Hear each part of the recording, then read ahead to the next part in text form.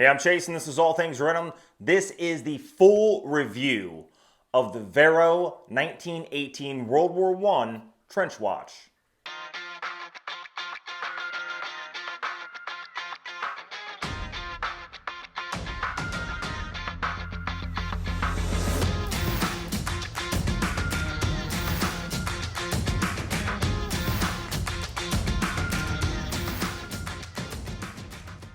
Finally got a tripod so you guys can see my beautiful face once again. Let's just flip the camera around and hop right into this review. All right, and into the more in-depth review. Now first, in this review, we're gonna talk about the size of this watch. One of the things that I had talked about in the unboxing was the fact that this bund strap is a little short, but I am going to put it on a different strap to see if it sort of changes the overall dynamic. Now, this watch, to me, only deserves to be on a bund strap. Now, I'm also going to show you some photographs. Might as well just do it right now. Some photographs of an actual World War I trench watch, so you can see just how similar the aesthetic is on these. In fact, they did a very good job, in my opinion, of replicating the World War I 1918 trench watch with modern technology. So first, let's talk about the case size.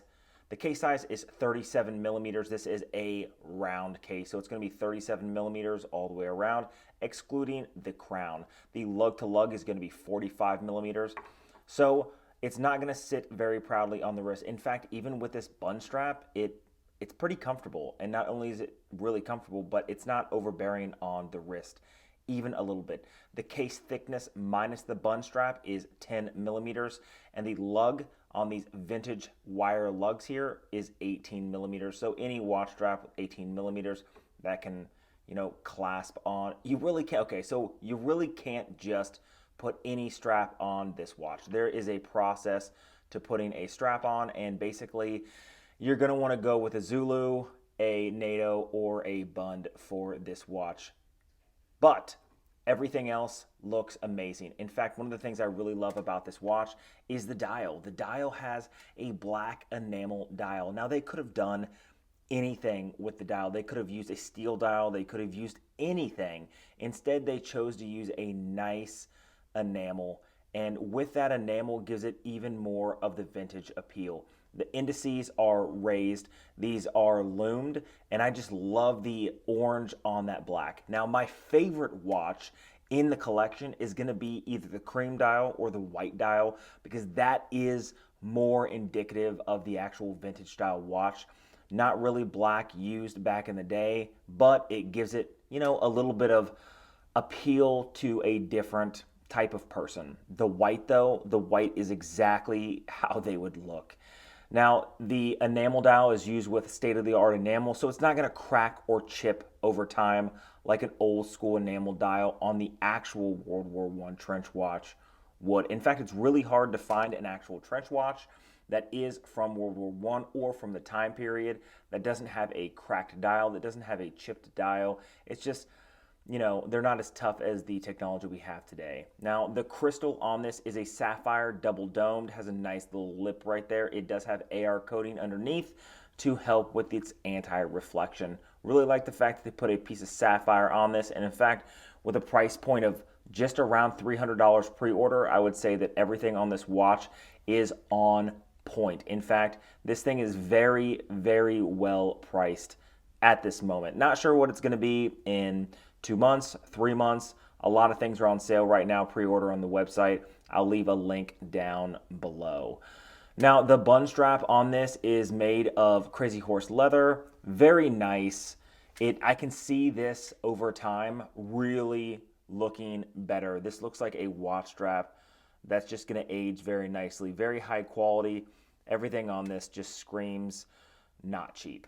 The case on this is 316L stainless steel, that industry standard that's on every single watch. Nice brushed look on it. The case back, this one that was sent to a bunch of reviewers does have an engraving. You can opt to have an engraving on it for a little bit extra. However, you can also just have it have a sterile case back. For me, it doesn't really matter. I would have preferred just a sterile case back, you know, in case I wanted to get rid of it in the future. The crown is a screw down crown with the V right there, laser etched on it. I love the fact that this is a screw down crown. I love the fact that this has 100 meters of water resistance, which means this is an everyday watch. Stainless steel case. Now they do offer it in a brass case as well. Wouldn't get the brass because, you know, it's more likely to get damaged. Brass is a softer metal, but brass is more on par with the vintage, with the actual vintage watch. They did use steel, but mostly they did use brass. So if you're interested in the brass, they also have brass as well. But stainless steel with the sapphire crystal, this thing is going to be tough, rugged, especially with that 100 meters of water resistance. Now inside this is the Miyota 82S5. It does offer hacking and hand winding, 21 joule, 21,600 beats an hour. Love the fact that the sub-seconds right there is just above the 6, and everything is very well done. I love the fact that that sub-seconds is stepped down and all the indices are raised up, so it gives it a nice 3D look, not overwhelming, just enough. Now there's not a whole lot else to say about this watch. 37 millimeters, it's not going to fit everybody's wrist. In fact, let's put it on the wrist. So here it is on my 7¼ inch wrist. Now, right now I have it cinched a little tighter than I had before. It gives me 2 more holes of variability to be able to adjust it, but 7¼ my wrist is considered average and sometimes even on the small side. So if you're a larger person, this is going to be a little small for you. However, you can see exactly what I'm talking about, that it's not overwhelming on the wrist. Now with the bun strap, it does sit a little high, but that's going to be any watch on any bun strap. Other than that, this thing sits nearly perfectly on the wrist. In fact, it looks amazing to me. It looks great, and this thing will only look better as time goes on. So let's take the bun strap off. Let's try another strap to see what the aesthetic looks like, if it has the same type of appeal, and if it would fit someone with a bigger wrist. Just so you guys have an understanding of just how this bun strap is attached on, it's screwed on. So with a bun strap, you really don't have to worry about it failing right here, normally where the spring bar would be. So that's actually nice to see. Very high quality. A lot of bun straps are not screw, they're snap. So it's good to see that they actually use some good high quality stuff. Okay, off the bun strap, and you can see that it is a lot smaller off the bun strap. Really like this wired lug. Very nice vintage on the back. This does again say Dad, my forever hero, an engraving that you could get or whatever you want. 11/11/1918. And this is a Singapore made watch.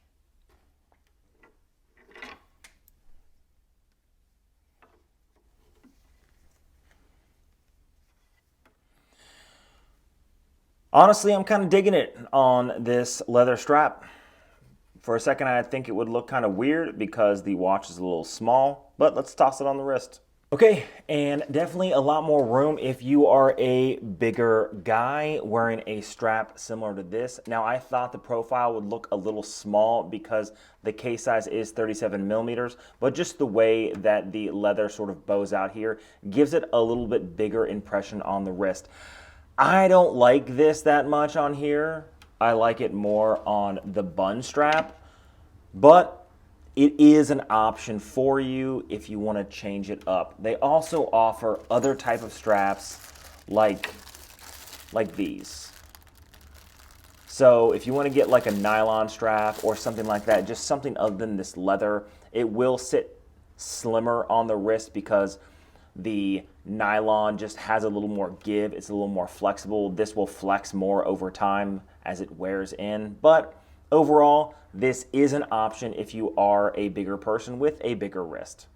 Okay, back on the bun strap and my final thoughts of this watch. Now, a lot of watch companies try to do the vintage replicas of older watches. They try to use the same style of characteristics and design features, but a lot of them just fall short. Can't necessarily say the same thing about this watch.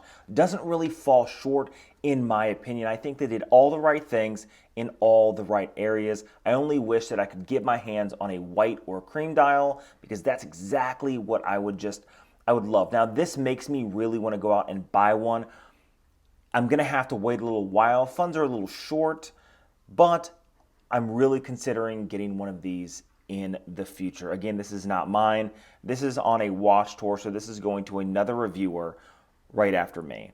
I can tell you that everything has been done right on this watch, to include the movement. The Miyota 82S5 doesn't have a ghost date. This does not have a date, so when you go through the functions of this watch, a lot of times they'll use an NH35 or something similar with no date wheel, so when you pull out the crown, that first pop, it goes to a date that doesn't exist. This doesn't have that. That Miyota 82S5 is dateless. They did everything right on this watch, and right now, like I said, you can pre-order this thing for around 300 bucks. So honestly, you're getting your money's worth for sure.